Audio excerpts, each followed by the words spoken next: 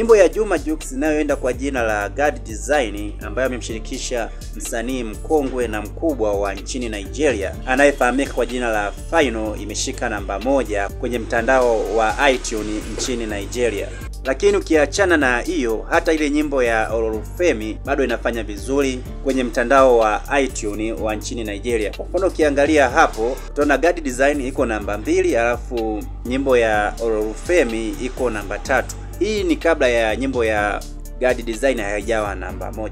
Hiki ni kitu kikubwa sana kwenye historia ya muziki wa Juma Jux, lakini pia hata kwenye historia ya muziki wa Tanzania.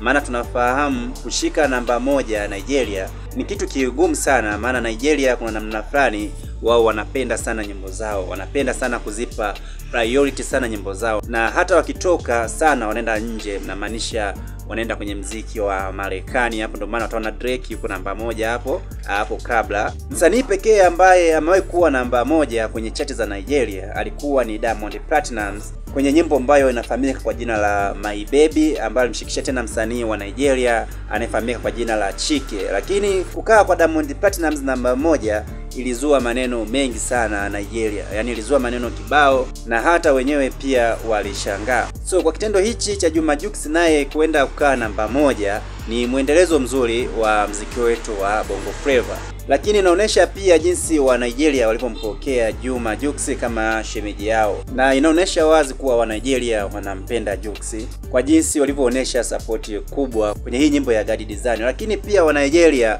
hawajaishia hapo tu kwenda kuipeleka mpaka namba 1, wameenda mbali zaidi hata kuifanyia challenge. Kwa namna hii inatupa matumaini kwamba tunaweza tukaona ukurasa mwingine wa muziki wa Bongo Flava. Tunafahamu kuwa muziki wa Bongo Flava umepiga hatua kubwa sana Afrika na hata nje ya Afrika, umepiga hatua kubwa. Inawezekana akawa ni muziki katika nchi za Kiafrika labda ni muziki namba 2, namba 3 au namba 4 katika nchi zote za Afrika kwa kufanya vizuri, ukiachana na zile nchi zingine za kaskazini za ukanda wa Sahara. Na wewe pia unaweza ukaonesha upendo kama ambao umemuonesha Juma Jux upande wa Nigeria kwa kuminya maneno hayo hapo chini yameandikwa subscribe, na mimi nasema asante.